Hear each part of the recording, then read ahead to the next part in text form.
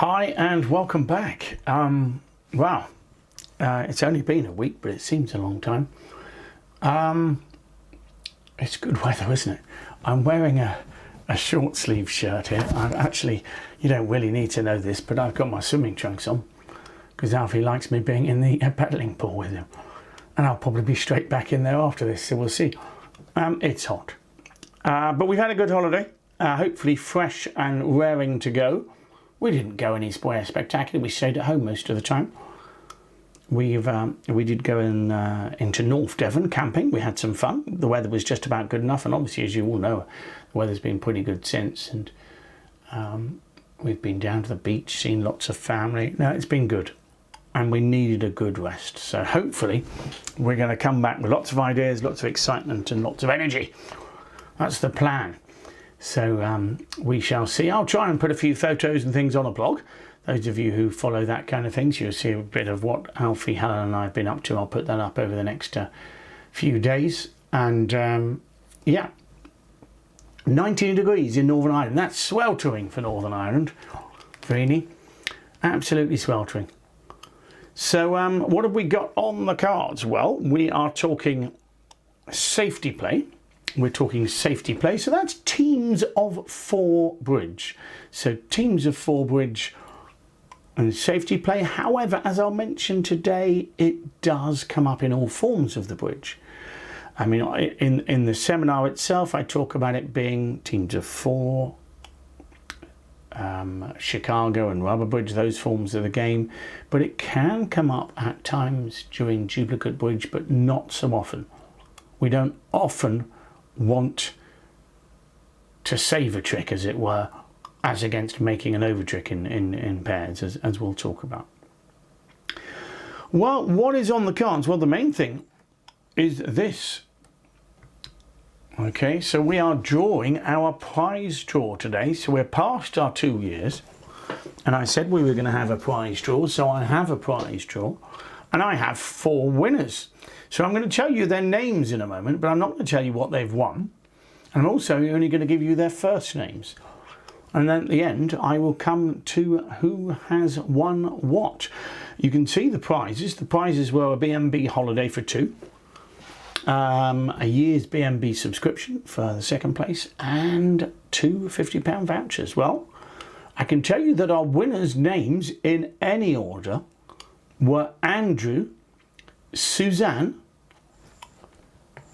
Jeff and Anne. So if any of you have got those names, you can be excited. So that's Andrew, Suzanne, Jeff and Anne. Those are our 4 winners. I will reveal their surnames and their prizes soon. Okay, so Andrew, Suzanne, Jeff and Anne, well done to you. You will find out who you are soon enough.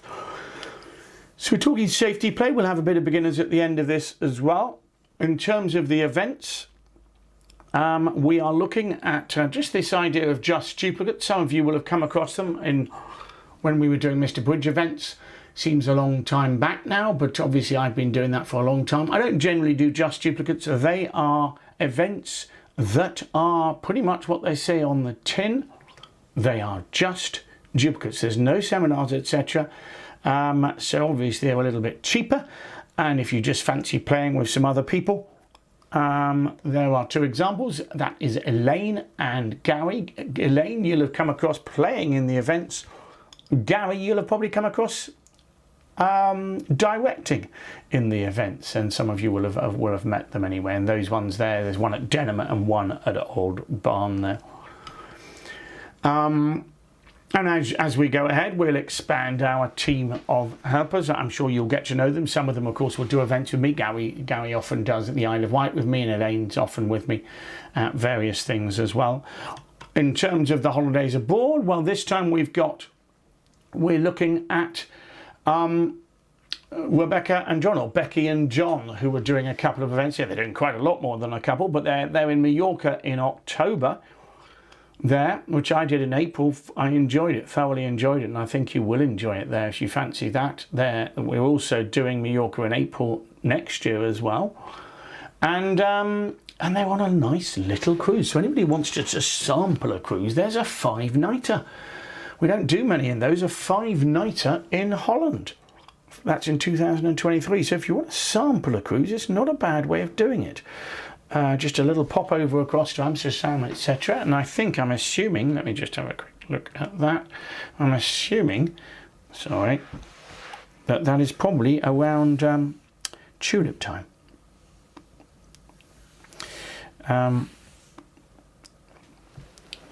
Yes, it's true. There's someone mentioning that they're disappointed that it's just duplicate at Christmas.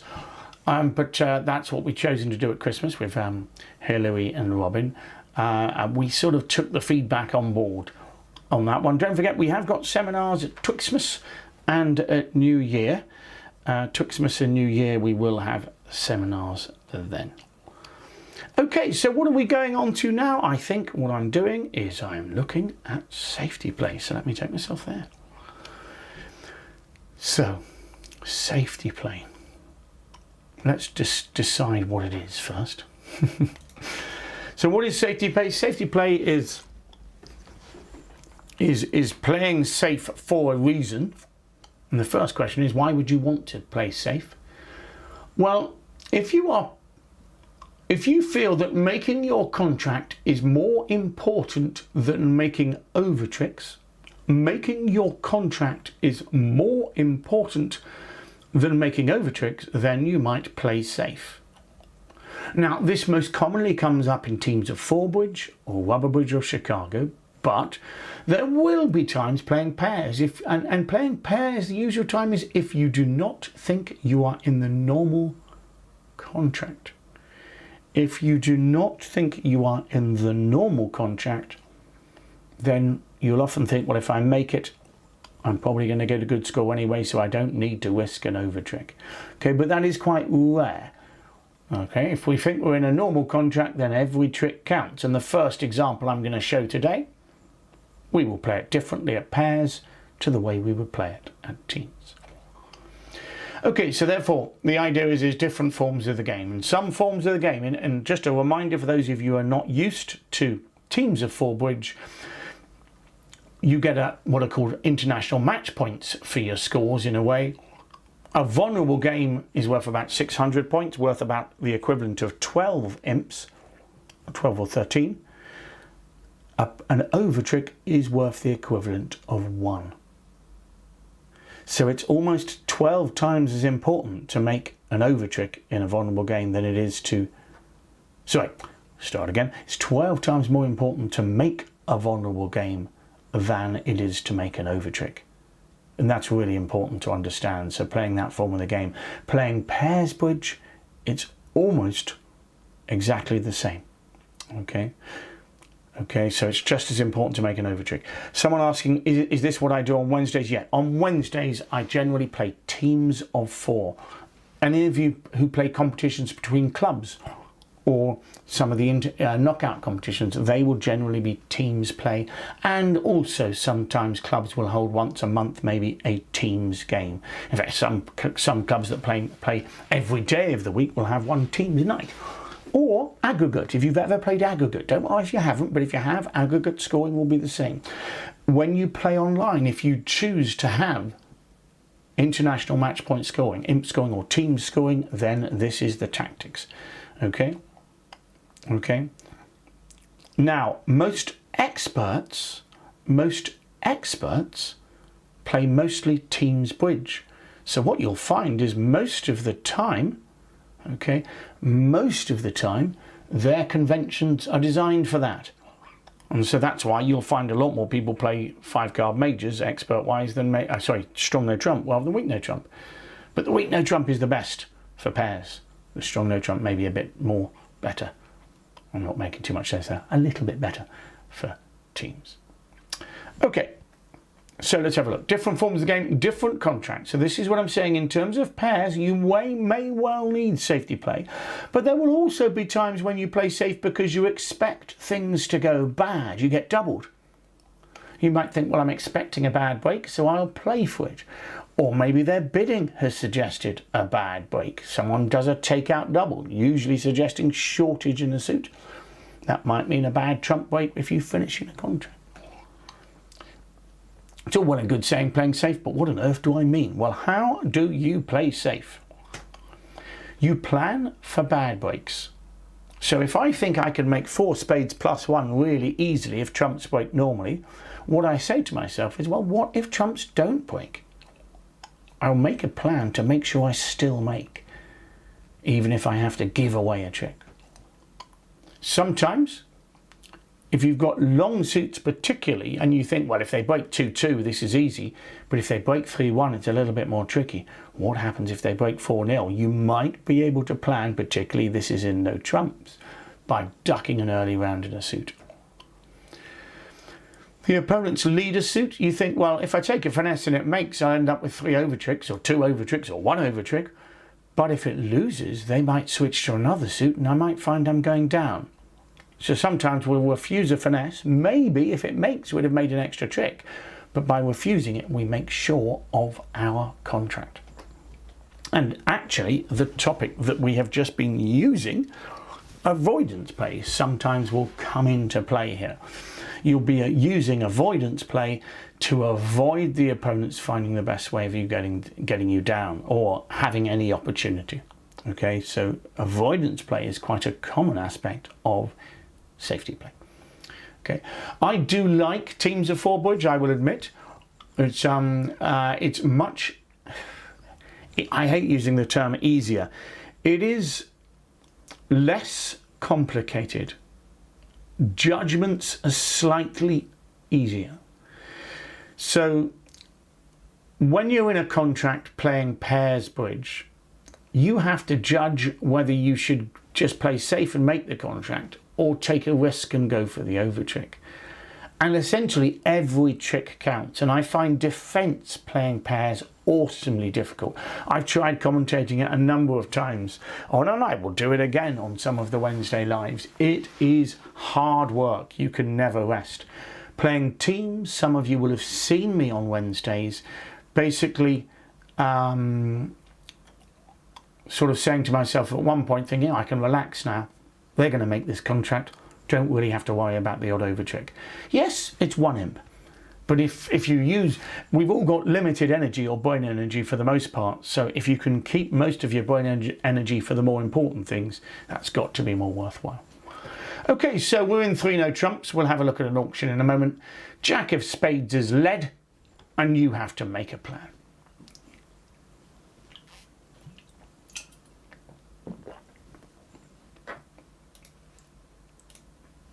So what do you think of a plan?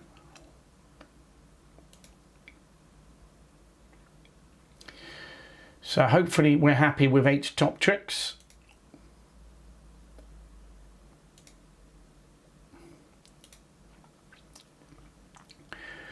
And the key here is it is going to depend in which form of contract you are in, you know, whether you want to make over tricks or not, but the plan is going to be the same in all things. We've got to give up a club, because the problem is we know we have to lose at least 1. So you've got 8 top tricks. Surely you can make an extra trick in diamonds if diamonds break. So I suppose you may have options there, but once you've played 2 clubs off, you're probably going to, if clubs break 4-1, you'll be suffering anyway. So the normal way to play for your extra tricks is clearly going to be in clubs, and playing pairs, you hope to make 2 extra clubs and you'll make an over trick. And that's the crucial thing. Playing teams, you simply want to make sure of the contract, even if the clubs break 4-1. And that's the crucial element here. So you want to make sure if they break 4-1. So as was mentioned, I think by David there, playing teams, you are going to duck clubs twice, not just once. So that's tricky. So we're getting our extra tricks from clubs. As I say, you've got options in diamonds, but notice if diamonds break 4-1, you will not make any extra tricks. Okay. So how many club tricks do you need? In pairs, 2 extra tricks are valuable. And most of the time you will make it. So you are aiming for 3 no trumps plus 1. Playing teams, your aim is to make the contract. Okay, so we would duck clubs twice. Can you see that? Okay. All right. So Brian's got a point. I mean, if we do duck a club and then they switch to diamonds, then you would need to duck a diamond,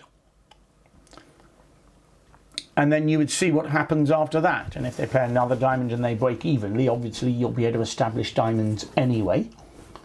Okay, but if the diamonds break 4-1, either you hope that they are now blocked and they can't lead another diamond. Sorry, I haven't. Or you will switch back to clubs.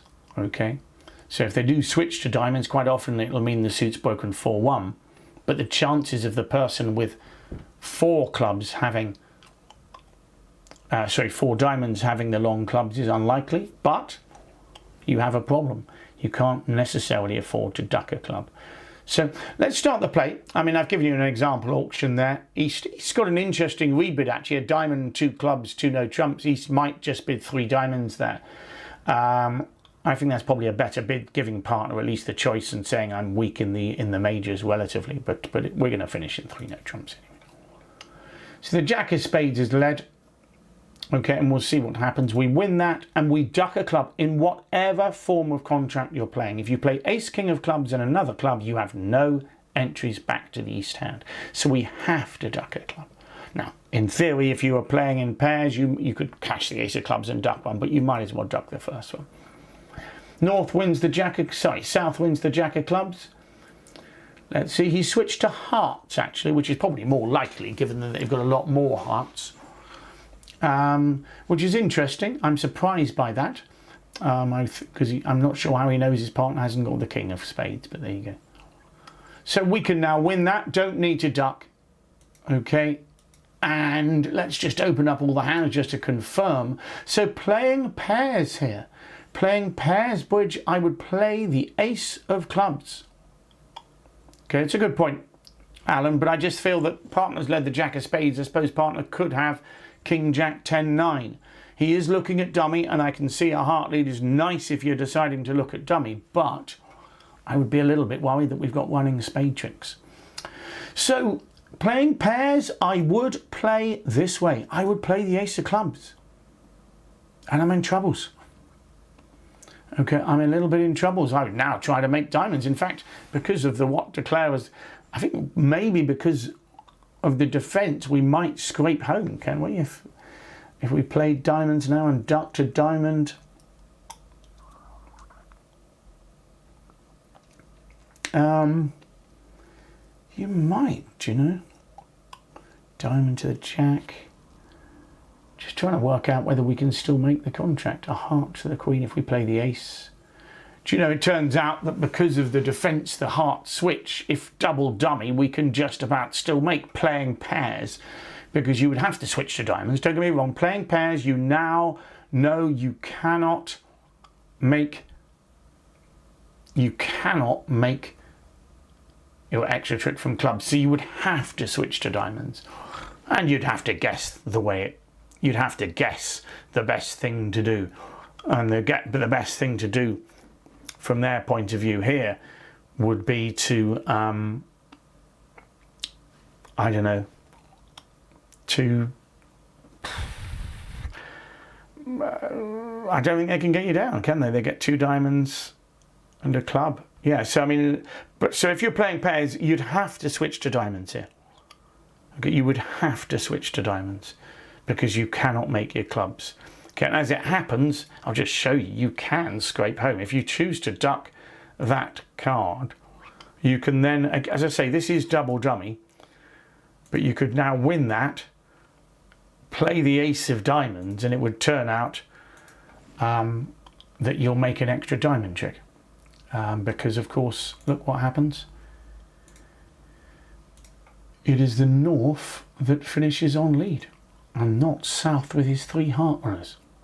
So you would still get home, but I think that's bad. That's just bad defence, if that makes sense. Okay, so I'm going to go back.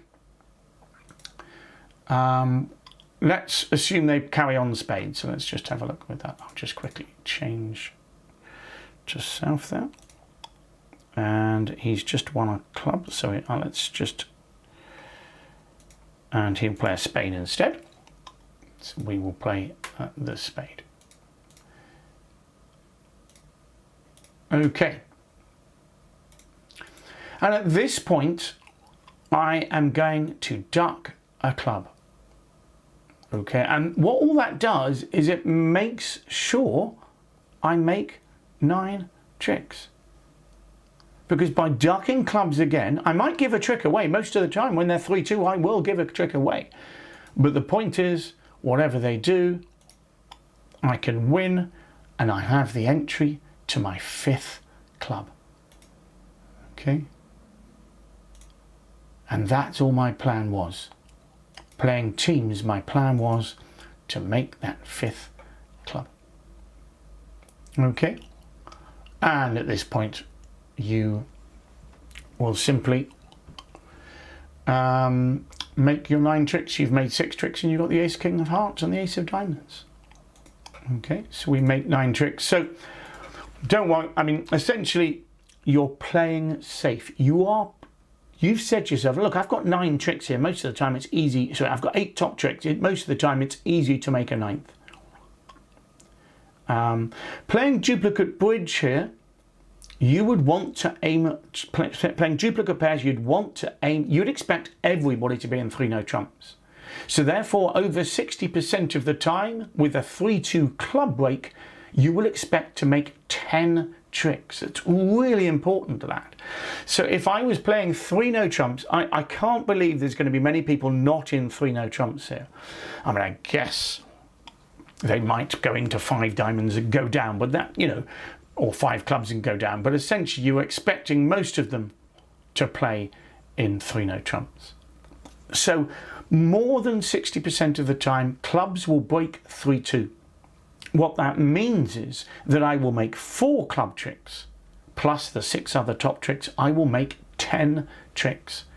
So playing pairs, I've got to aim for 10. Okay? Playing teams, I don't. Because if I make the over trick, I gain 30 points. If I go down, I lose the equivalent of 450. I go 50 down, and at the other table they'll make 400. So, and 450 is worth something like 9 imps. Okay, so you're talking about a massive swing. 9 imps rather than 1 imp. It's 9 times more important. Okay, as it happens here, you're going to duck a club anyway, and when you played the ace of clubs off, it turned out you had a second chance playing pairs, so it definitely makes sense there to duck a club. Okay, so we had to duck a club in both, which is like a kind of safety play. Okay, but playing teams, we ducked clubs twice. Okay, so that's an interesting one. Okay, let's look at this other one. Okay, you have finished in 6 spades. You have finished in 6 spades. So what do you think? I better give you the opening lead.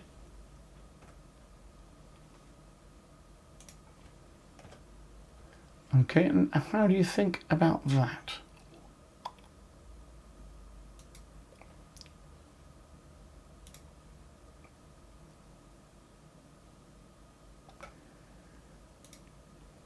So you're in 6 spades, you've got 8 top tricks, but you are hoping to make a lot more from spades.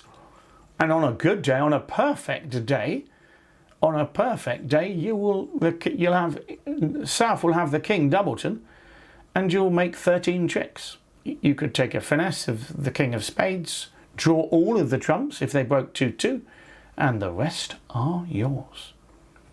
Okay, so your extras are coming from trumps. And of course, if you can draw trumps, you can ruff a couple of hearts, can't you? which are 2 extra tricks. So there's plenty of tricks. You've got no losers, it looks like, outside trumps. So really your job is to decide what to do. Okay, that's not what you were supposed to see. Let's go to the hand. Whoa, whoa, whoa, where's Q plus gone? Getting confused. Okay, there we go. So here's your hand. Now, 1 spade, 3 spades is the auction. Now, you may choose to bid 2 no trumps with the East hand, and you may, because 2 no trumps, if you play that as Jacoby, is unlimited, you may encroach on a slam. For me, if it goes 1, 3, 3 spades, I don't think you should be trying for slam with the West hand. As I say, I think if it goes 2 no trumps from East, then West may well try for a slam, and I think it's not unreasonable. And if you find your partner with 3 aces, you only have to pick up trumps, and surely you've got chances there. The question is, how many people are going to be in slam? With no singletons, you've got 29 points between you. You have got a 9-card fit. If I would feel if the auction starts 1 spade, 3 spades, West should probably just bid 4 spades here. Okay. However, this West was an optimist and bid 4 no trumps. Bear in mind, 3 spades is a limit bid. You know, so the chances of having 3 aces are very, very low, let alone, I mean, 2 aces and a king is reasonable, but then, you know, slam isn't going to be rock solid on that. Anyway, partner did show 3 of them, and that was enough for West to go to 6. But I'm going to be honest here. I think, and the reason why I said on the PowerPoint there, but by mistake, and if I go back there, the reason why I said play safe in all forms of the game, and you may well have noticed me saying that there, or the thing. The reason I've put that is when we go back here, is if everybody is in 6 spades, then maybe you should be playing for the most. Maybe you should take a spade finesse and hope everything's perfect. But I would be very, very surprised if more than half of the field are in 6 spades here. Okay. Now, if only half of the field are in 6 spades, well, then you pick up at least 50% of the match points for simply making 6 spades. Okay. The chances of making 6 spades plus 1 are very low anyway. So in my book, what I'm going to do is I'm going to do my best to try to make 6 spades. I am not going to worry about an overtrick. So therefore, I'm going to play spades in the safest way possible. Okay. So I'm probably, I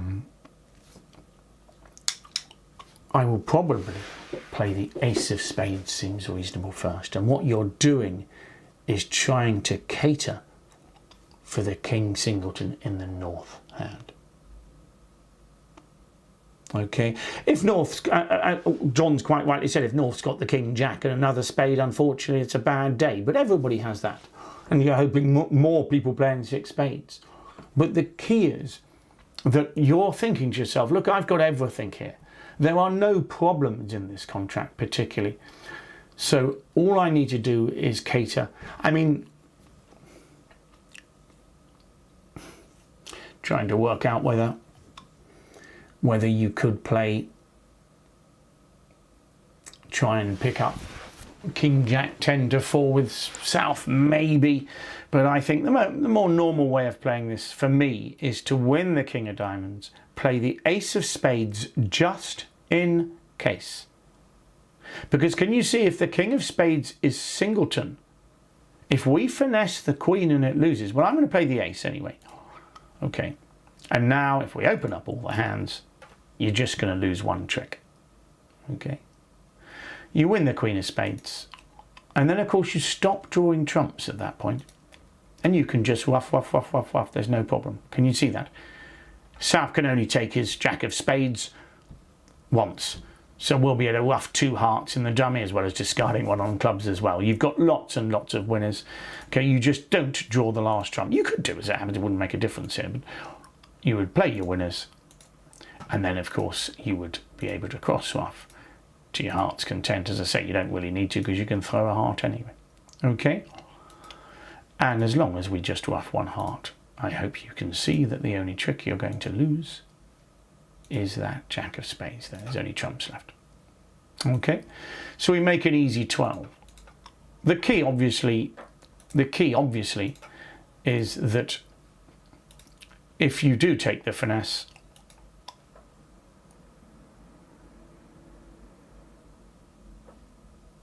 okay. Sorry, I think I might have made a mess there. Yeah. If you do take the finesse, so let's do it. So if we crossed over to the Ace of Hearts and we took a finesse, which is relatively normal. I mean, if you're playing in 4 spades, this is tricky. I mean, to me, I think taking a finesse is not completely unreasonable. But if you do take a finesse, okay, you lose 2 tricks because the Jack and 10 are still out. Can you see that? So you're looking for, a safety play is where you look for a safer way possible to play the contract. Yeah, David, I'm thinking that taking the deep finesse on the first round is a reasonable way as well. Winning the first trick in the east hand and simply running a spade. So let's just do that. So you could play the ace and take a deep finesse. Okay, you might have to guess on the next round. Okay, I mean, I guess if it went 10, I mean, if they put the 10 in and you now put the queen in and king, I think you're on a guess on the next round. Okay, I don't think you know who's got the Jack and the 10. Can you see that? So if South had done a cunning play from 10 Doubleton, which is a tough play to find, but then North might have King Jack Doubleton here. So you don't actually know what to do on the next round. So that is a bit tricky. Now this is what happens at expert levels when they false card a lot. What South will be trying to do is make West go wrong. You know, so at this point, when you cross over to the Ace of Hearts, let's say the Jack of Hearts is led back. Okay. East leads and it goes small. Now, to be honest, against a normal player, in inverted commas, I would just play them for Jack 10 too and feel that they were putting the 10 in. Okay, but you were going to look really silly if North has King Jack Doubleton. Anyway, it's interesting, but what you're doing, so we'll just get that. I mean, what you're doing is simply trying to play safest, and often playing the ace off on the first round gives you a chance to see what might have happened, what the opponents have played. And obviously if it's a singleton Jack or singleton King or something like that, it gives you a great advantage.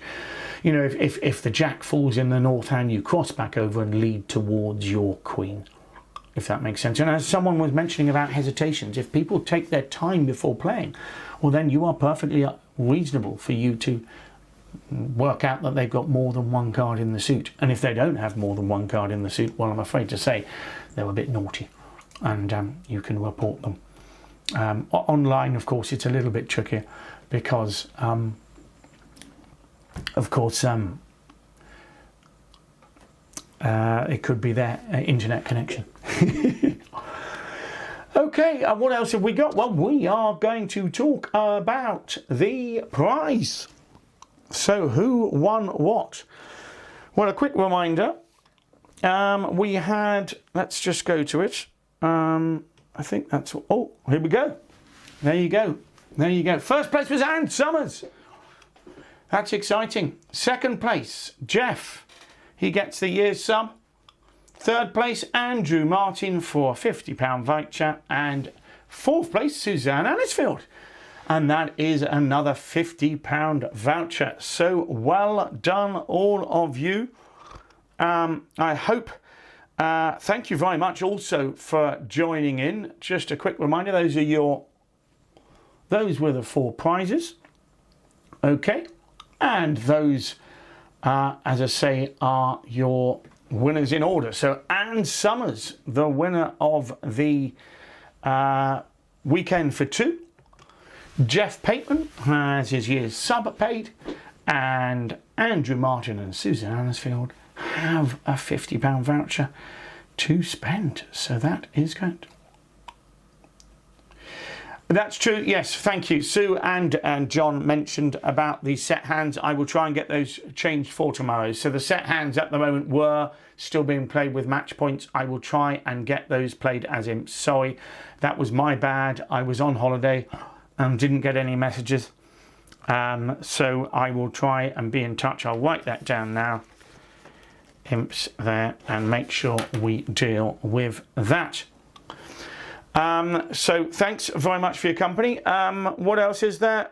The offer of the week for those non-members, don't forget, is the seminar 29. That's defending against slam. So if you fancy that, you get that at half price, of course. And the last thing is, I think, coming back to me, Two Bridges. We are launching 3 new events at Two Bridges in Devon. One is in November, and that is for members, for the members only, but we'll have one at the end of January, beginning of February, and one April, May time. So look out for those. They are popular, they do go quite quickly, so do look out for those, and hopefully we'll have some fun there.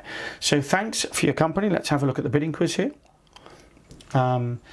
So 1 club from you, normal opening bid, 1 spade, double, 2 spades. And then it's your bid again. So a lot of auction, a lot of people bidding here. 1 club from you, 1 spade double, 2 spades, and it's your bid. Nobody's vulnerable. Do look on our website, whether you're a member or not, for that. And hopefully see you throughout the week. If we can bear the, we probably need to be inside actually a bit, because it is pretty hot out there. So we've got teams on Wednesday. We are talking Stayman. I think we're talking a little bit of check back as well this Friday. So we're finalising our things. We'll probably have 2 more days of Stayman and check back, 2 more Fridays, and then one where I want your hands with various types of Stayman sent in, please. Okay, let's go to the beginners. Okay, so I've gone a bit further than I thought. So we're talking about opener's second bid we've been talking about in the beginners. I want to just talk about it from the respect of the responder here. What has the opener shown? Because remember, there's 2 sides to this. There's 2 sides to this. Okay, the opener and the responder. So as responder, you think to yourself, is opener strong or weak? So let's have a look. So you are the responder here, and you're trying to work out what's in your partner's hand. You've bid a spade because you had spades. What do you think's in your partner's hand? Because that's your job. Well, partner's bid 2 suits, so we like to think partner's got 5 in the first suit and at least 4 in the second. 5 and 4. Remember, with a more balanced hand, we bid no trumps, either first or second time. So I'm putting partner with 5 and 4. How many points are you putting your partner with? Well, partner has bid below her barrier. 1 heart opening, 2 hearts is her barrier. So by bidding below it, she's suggesting the weaker types of opening hands. So 12 points for opening the bidding, but about 12 to 15 is what I'd put it with. It's important that I can work that out so that I can then judge where to finish the auction, because it's sort of my job as a responder. Does that make sense? So let's look at another one. 1 diamond from your partner. You bid a spade because you've got spades. Your partner then bids 2 hearts. So I think we're thinking about the length of the suits in the same way. We're thinking partner's probably got 5 diamonds and 4 hearts. However, what is important here is that partner opened 1 diamond. So partner's barrier is 2 diamonds. And she has bid above 2 diamonds. So this time I'm placing my partner with 16 to 19 rather than 12 to 15. So you're looking to work out what your partner's shape is through their 2 bids, but also what their strength is. No trumps makes things a lot easier if partner bids them because we have a specific table. Here, partners bid 2 suits, so we're not expecting partner to be balanced, hence 5 diamonds and 4 hearts. But partners also bid above that barrier. We call this bid a reverse bid. It shows a strong hand, and we will decide the final contract accordingly. So let's look at 2 contracts that we're going to see. So what responder chooses is really, responder is now responsible for choosing the denomination. You've heard your partner bid 2 suits, and also by assessing up opener's strength, you choose the level because you add the points together. Does that make sense? So you listen to partners at bids. How many have they got in each suit? Do I like one of them? Should we have one of them as trumps, or do we go for no trumps? Then we assess up opener's strength, and we add our strength together and bid to the right level.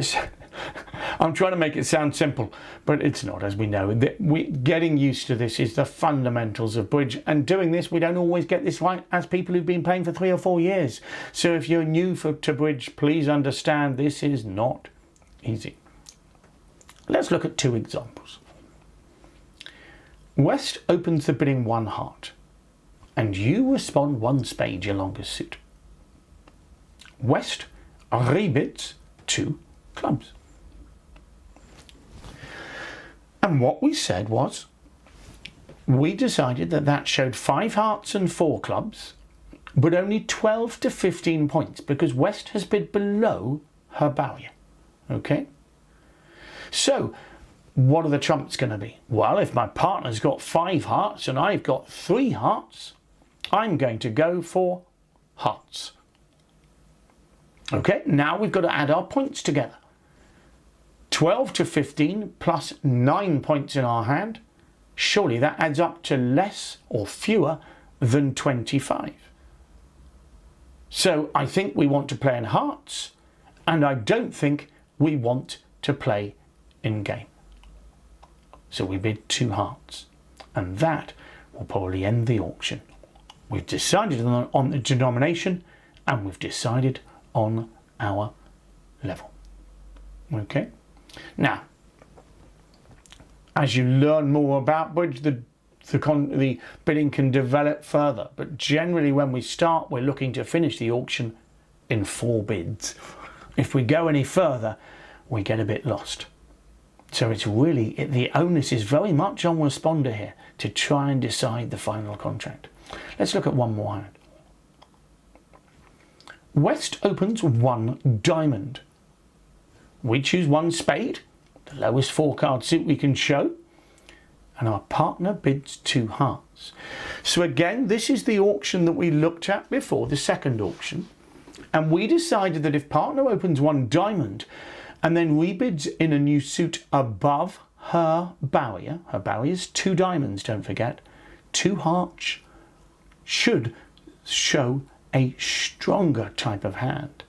So I'm expecting 4 hearts and 5 diamonds and 16 to 19 points. Are you happy with that? Well, you can see it's what she's got. That's another matter. So what are the trump suit? Well, 5 diamonds and you've only got 2, 4 hearts and you've only got 3, and you've got nice spades and nice clubs. So you don't seem to have a fit in any suit, and yet you seem to have cover in all of the suits. Does that make sense?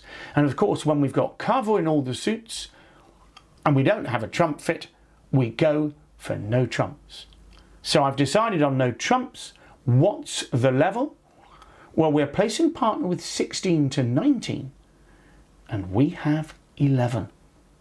So that's a comfortable more than 25, and therefore we go for game. So it's a tough job being a responder. Really is. Okay? You have to do a lot of decision making. You've had to decide the denomination and then the level. Now sometimes it gets decided earlier. It might go 1 no trump, pass, pass, pass. But generally when we get to that 4th bid, it is going to be our job to make the final decision. As we get into longer auctions and more experienced bidding, you can have auctions that are 6 bids, 8 bids, 10 bids, 12 bids, however long. And of course, as we'll see, the opponents are allowed to bid as well, which makes life even more difficult. But in a simple auction where only 2 players are bidding, 2 partners, often it'll be responder's job to finalise that auction on the 4th bid. Okay. So I hope you enjoyed that. Little bit tricky, that is. You know, working out what to do as responder. You've got to know pretty much what all of the bids before mean. So it's what the language builds up to. I suppose it's like talking a full sentence in Italian or whatever. You have to know what each word means, but you also need to know how they interact. As we see, one no trump in different situations has different meanings, and that is what is so tricky. Hope you enjoyed that. Don't forget, you can sign up with us. It's only $4.99 to be a beginner, and we're trying to enhance the beginners element of the site, but the main part of it at the moment is the software, where you get the chance to play through over 200 hands, as it were, to practice each topic. And that's what you need. For the most part, how do you learn bridge? Practice, practice, practice. And making friends as well, I will admit that. Hopefully see you again soon. Thanks very much. And not night, bye bye.